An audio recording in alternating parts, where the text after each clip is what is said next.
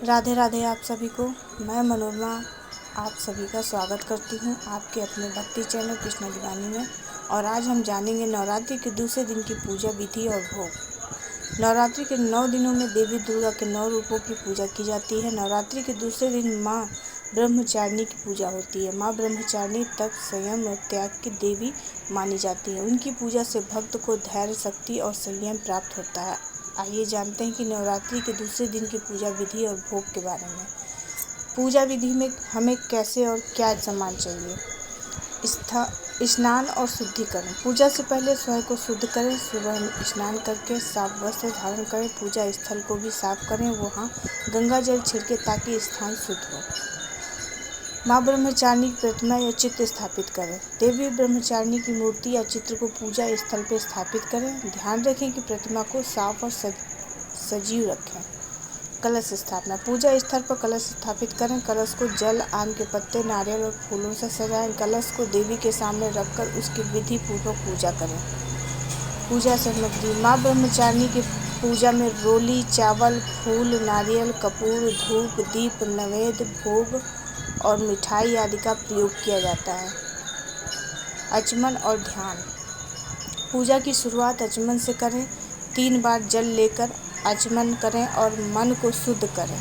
इसके बाद देवी ब्रह्मचारिणी का ध्यान करें।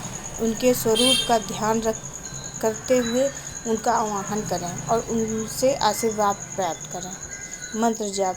माँ ब्रह्मचारिणी की पूजा में उनका मंत्र ओम ऐं ह्रीं क्लीं चामुंडाय विच्चे का जाप करना अत्यंत शुभ माना जाता है। इस मंत्र का जाप 108 बार करें।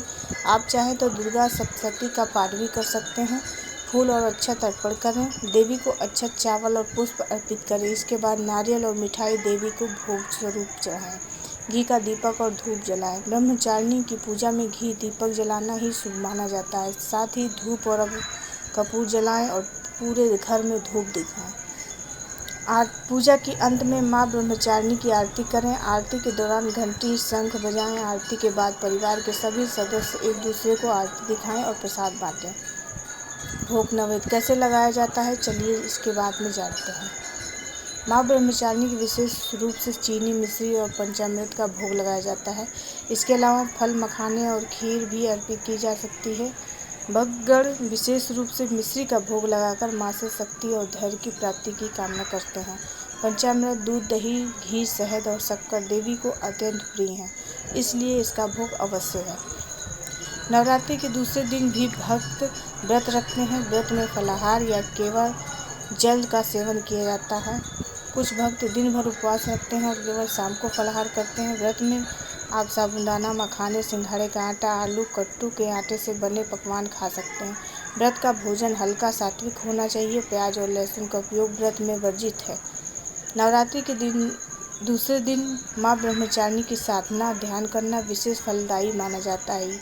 यह दिन आत्म संयम और साधना का है, इसीलिए दिन भर मन को शांत रखें और देवी के ध्यान में मग्न रहें।